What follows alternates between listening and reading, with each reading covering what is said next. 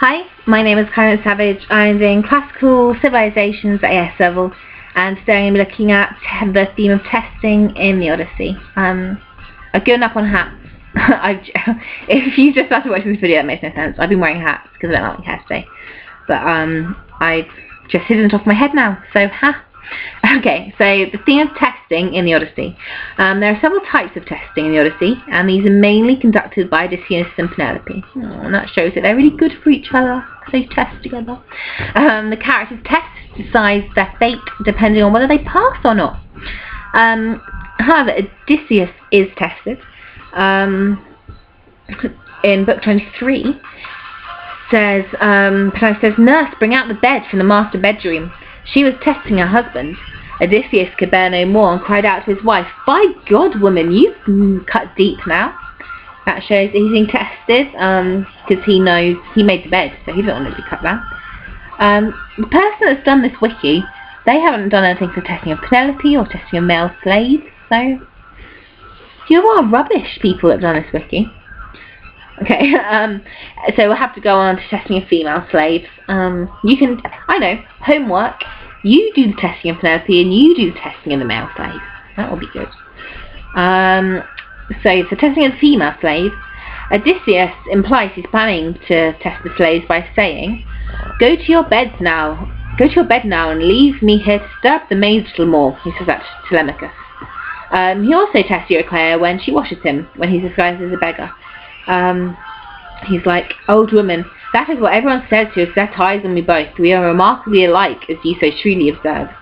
So he's hinting her, perhaps, that he expects her to find something noteworthy, his scar. He's testing her observational skills and dedication to her master, as only someone who is really familiar with and dedicated to him would recognise the scar. But she's been with him since he was little, so she does recognise the scar, as we all know and love. We love the Eurycleia. Odysseus also tests Melantho, that evil, scheming, two-faced idiot, by speaking audibly to Penelope about Odysseus' possible returning. And Odysseus scorns the beggar, Odysseus, and is grilled by Penelope. And Odysseus hints at the fact once he was very wealthy, perhaps that was in a bid to show Penelope his true identity, sort of testing her, and he's like, "There was a time when I too was one of the lucky ones with a rich house to live in. I had hundreds of servants and plenty of all one needs to live in luxury and become counted rich." And he said this all because, by the way, Melantho scorned him.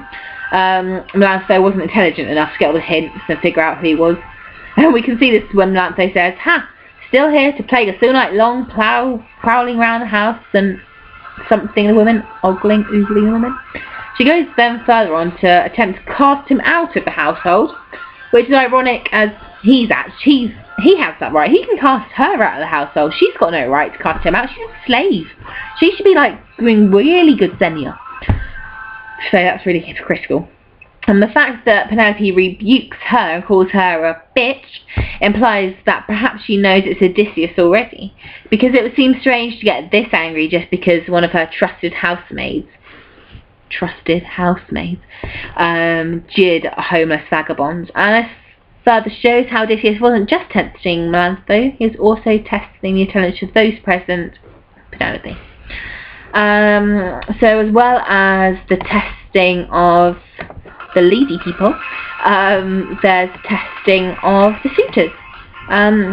Athena first advised Odysseus to test the suitors Xenia to separate the ones who have learnt to be respectful to strangers and those who haven't, although the audience is told no suitor would be spared his life. But Odysseus does set off and begins to beg from the suitors like a man who has been a beggar all his life. That was in book 17. And at once Antinous rounded on Eumaeus, and the swineherd. He's like, because I think he gives him some or something, but he's like, "How typical of our distinguished swineherd," he cried. "Haven't we vagabonds had enough already? Loathsome beggars, plate lickers at our feast." He's really mean to Odysseus. We don't like him. Eumaeus says, all of the suitors, you are always the hardest on Odysseus' servants, especially on me." Poor Eumaeus. Telemachus is like to Antinous, he's like, you'd far sooner eat the food than give it away. Because you may have seen, he's not supposed to be in a house and he's eating all of their food. So why can't he give any to this little poor beggar? But Odysseus paused beside Antinous and addressed him directly. He said, give me something, my friend. You don't seem the meanest of these lords, but the noblest here, since you look every inch a king.